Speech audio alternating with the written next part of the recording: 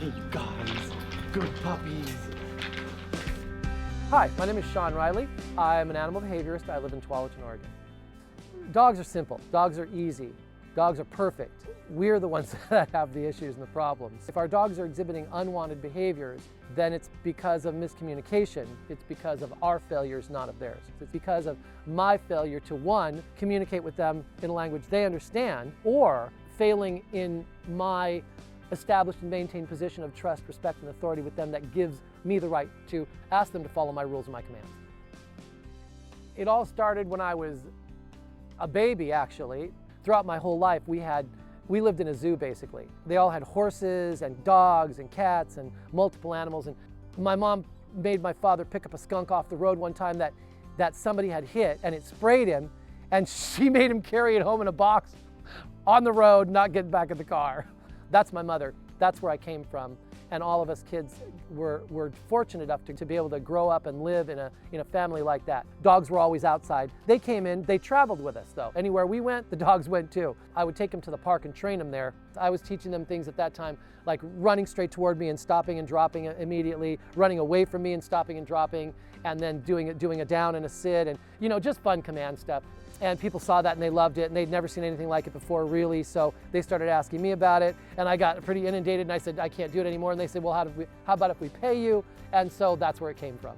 I have experimented extensively with every format of training that there is available out there today. And that means everything from choke chains to training collars to treats to clickers to all bribe and prevention-based methods. I have done interviews with or worked personally with some of the most well-known trainers in the world. I did that specifically because I wanted to be able to be where I am today and really understand what the difference is between them, why one is better than the other, why one works and why it doesn't.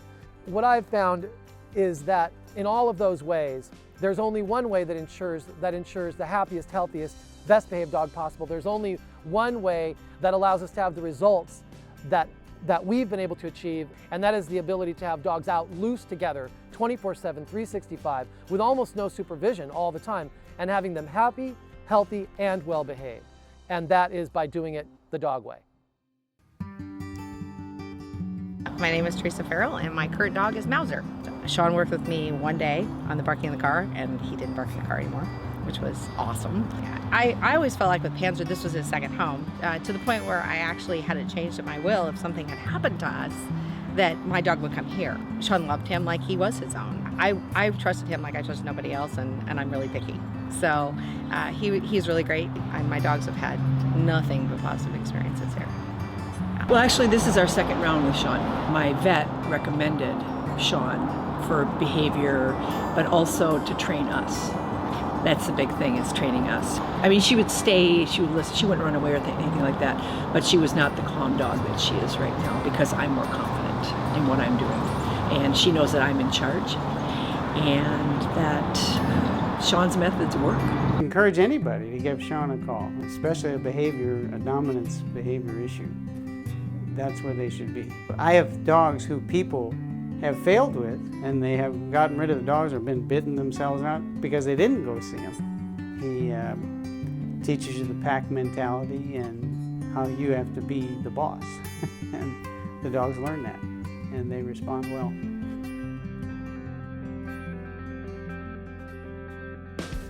Everything that I have, I absolutely attribute to my work with animals and people.